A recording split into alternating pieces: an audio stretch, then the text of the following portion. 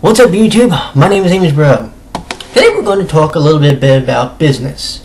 And we're going to use this, and why I think there's also going to be a 5th season and a 4th game, to kind of illustrate a very interesting strategy that the fine folks at Broccoli have done, and I've actually been quite pleased by. Okay? So let's get going.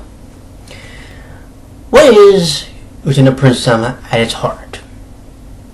Well, the proper answer is it's a visual novel game where the player takes the female character and tries to get with one of the boys at the end of the game, and has multiple different endings and so forth, right? Okay. We've established that. Now let's talk about this. This is Utena Prince-sama Music 3. This is the 3rd game in the series, and I do not believe it's the last one. It better not be, because while this was actually good, I think 2 was the best one so far. Part of that, though, is because of the Season 2 songs that were in there, and also because of other things. But, like, the Quartet Night solos that were actually in there. Which I actually was thinking about this, by the way. Do you know that Quartet Night has had now two games where they have had solo songs. Now, one was from the anime and one wasn't, but still, they've had 2 games. 2 games where they've had solo songs. And one was, like I said, one was before they actually got their season, which was Season 3. So think about that for a minute. Because I just realized that in this taking the video. But Broccoli has done something pretty amazing with their with the music franchise.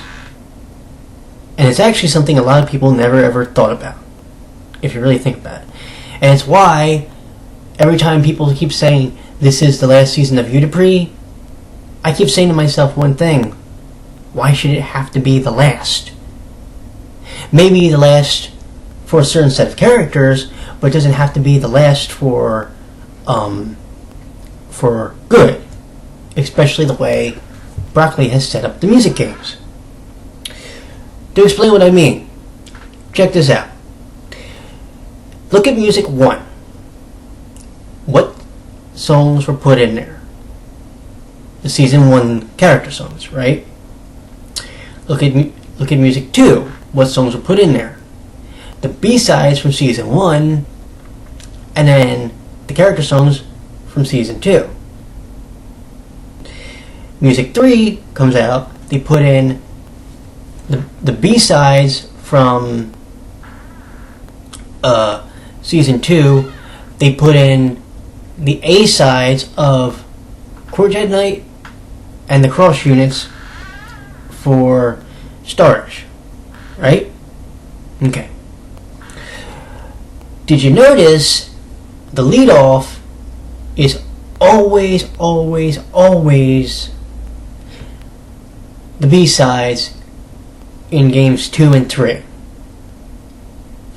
Now, if they wanted to make it so that the game was caught up to the anime, they would have found a way to put the A and the B-sides in the game, right? Okay, hold on. So here's what they did. They created the game in such a way that every game after that will lead off with the B-side, and you never get caught up. Never. Think about that. Because of how many songs they put in, with the Shining Theaters, Shining Dream coming up, with everything, they've never ever caught the games up to the season. If they had, what they would have done is they would have put the A sides and the B sides for this past season in the game. But they didn't do that. because I knew they were going to make a 4th game. Now, here's where it gets really fun. Hear me out. The 4th season is going to happen. Inevitably, there's going to be a 4th game. 4th music game, right? Okay. What are they going to put in there? Well, if you're paying attention, they're going to put in the B-sides from Season 3. So we're going to get here's one of my favorite songs. We're going to get the Double Face. Sorry, I'm so excited about that. No, legitimately. Double Face is probably... and this is not just because I'm a Chemist fan, by the way.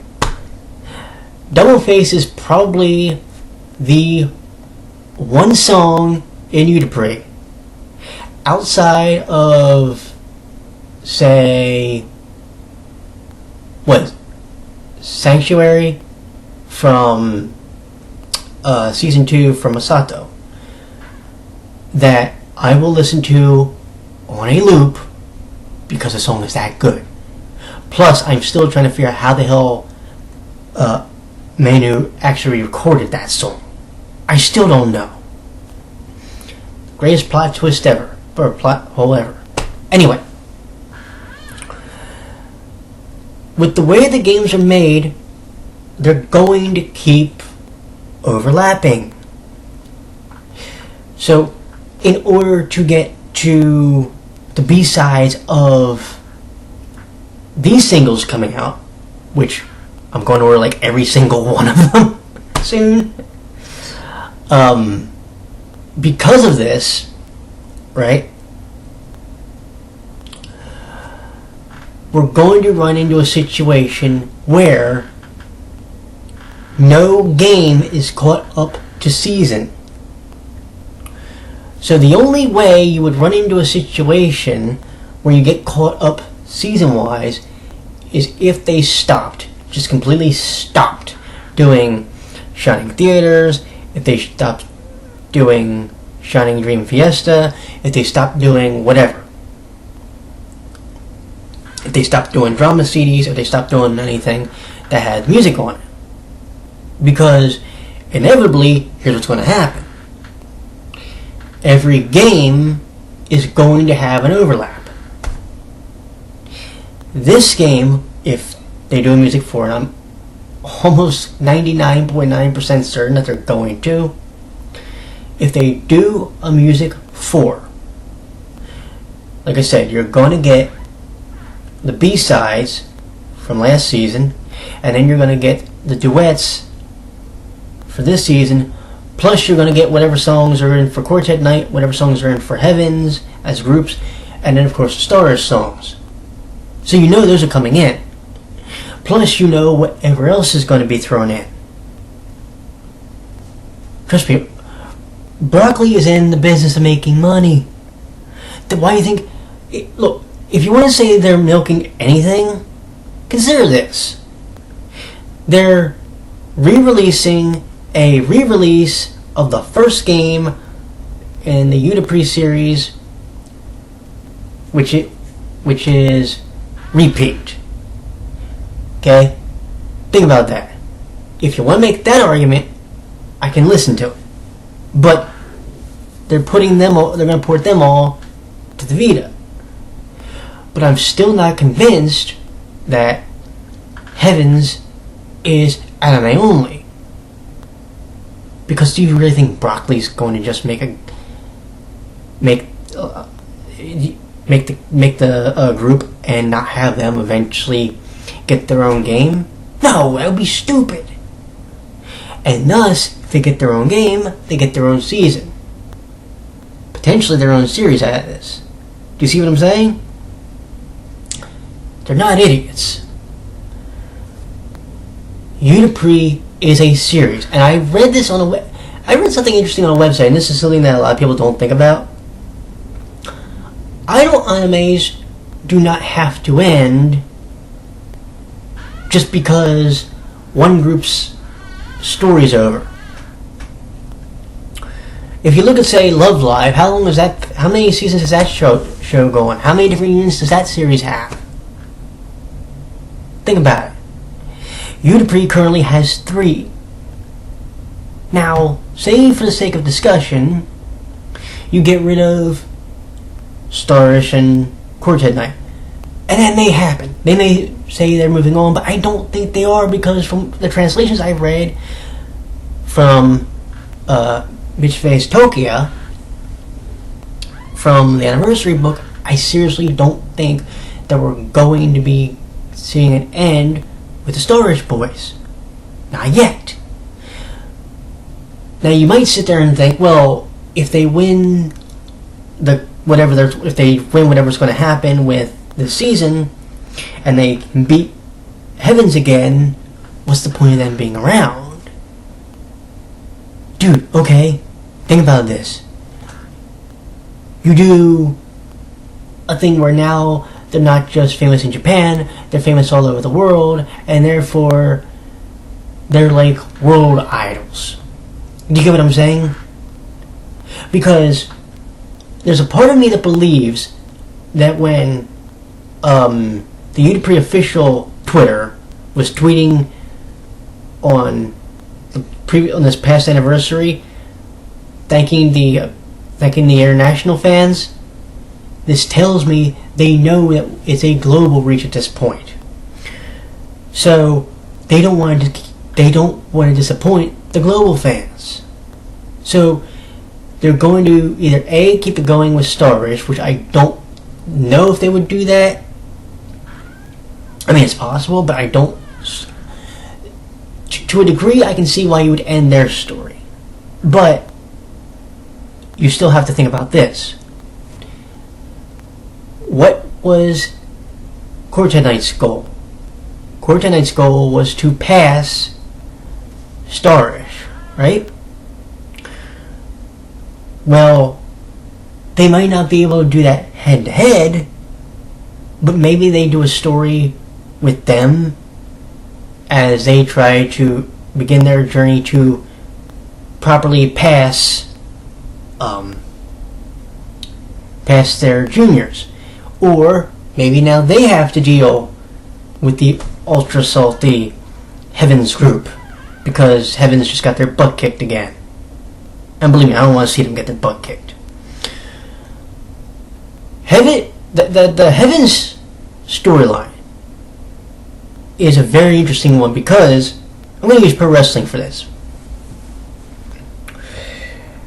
You want to beat them to pay off the rivalry with Starish. That almost has to happen. But my question would be this. Say you do that.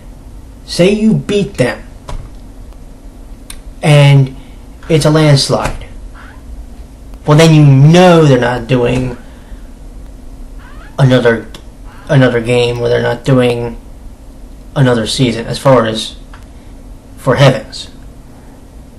But I don't think they're going to do that. I think they're going to do it again like they did in Season 2. Where there's some type of vote, and it's a very close one. Starish will still win and beat the other two. But Heavens, they're now really pissed because they lost twice.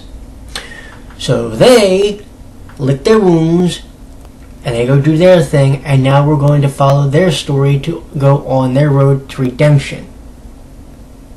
I think that's one of the reasons, honestly, why the Starish fans don't like Heavens. They won't say this outright, but I think that's one of the reasons. Because break it down. We've had Starish's story to build up to when they would eventually become the top idol group in Japan and possibly the world. Okay. Heavens. We don't know their story. They haven't had to build up, and we haven't been able to build them up yet. This is why I keep saying also this is a transition season. Because here's what you gotta do with Heavens. You have to build them up. This season, you make us start to care about them.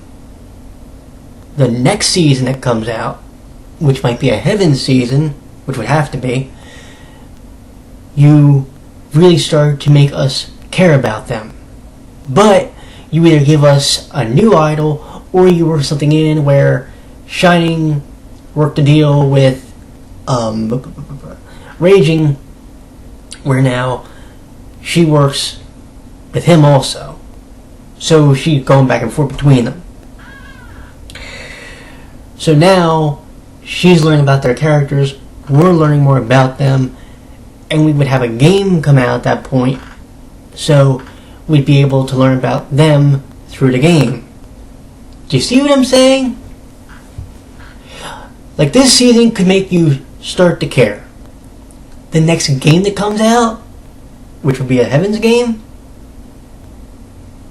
okay? We already know there's 2 games coming out as far as for the starters, boys. When the Heaven's game comes out, we're good. We're ready to learn and absorb more information.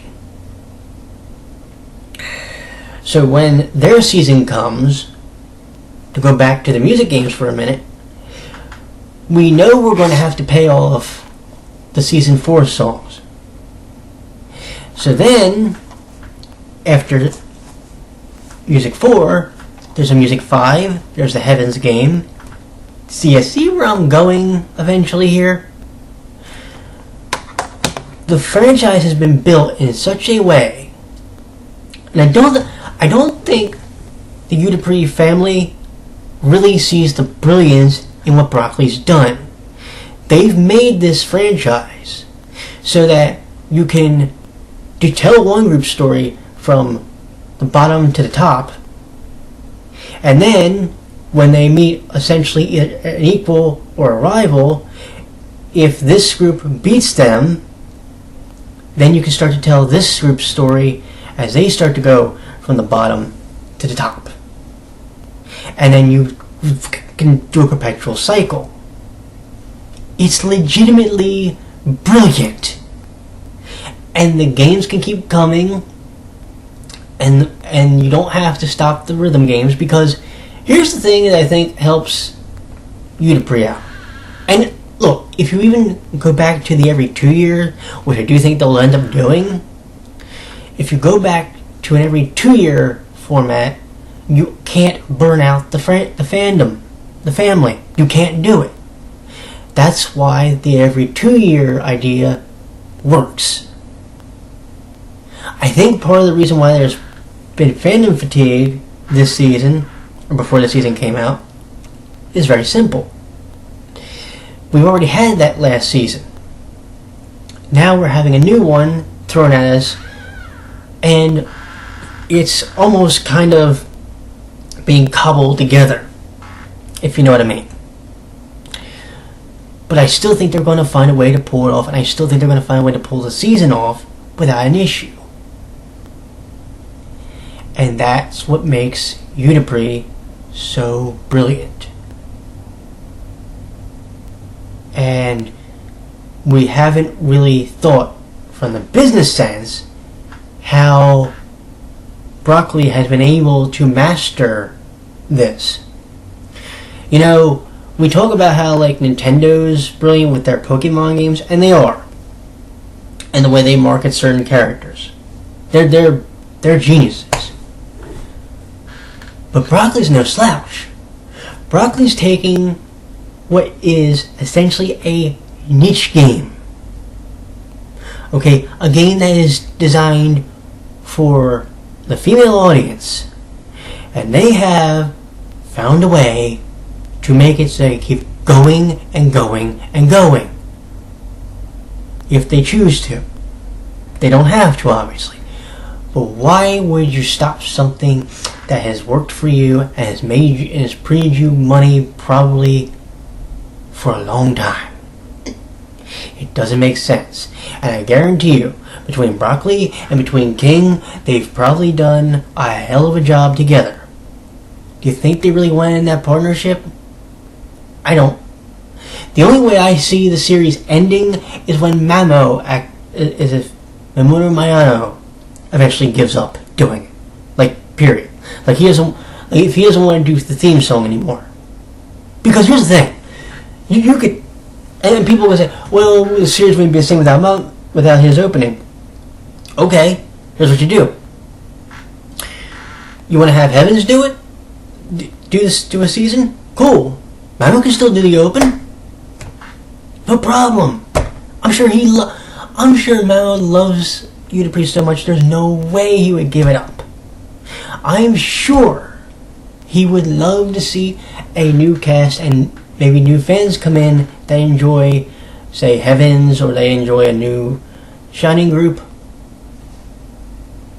I'm sure they all would. Because they love the franchise as much as we do. So let's see what's going to happen. Because we are 29 days away, kids, from Utena Prince Sama's 4th season. And I'm going to tell you this. I think we're in for one hell of a ride. And I don't see Udapri ending after this season. So for those who are waiting to have the Udapri is dead party on Twitter, I think you're waiting a while. I think you're going to find out that it's going to outlive you and the fandom. But that's just me. Anywho, let me know what you all think. Am I nuts, or is this actually going to happen? Let me know in the comment section down below. And if you watch this video for the entirety, God bless. Take care, my friends. Bye bye.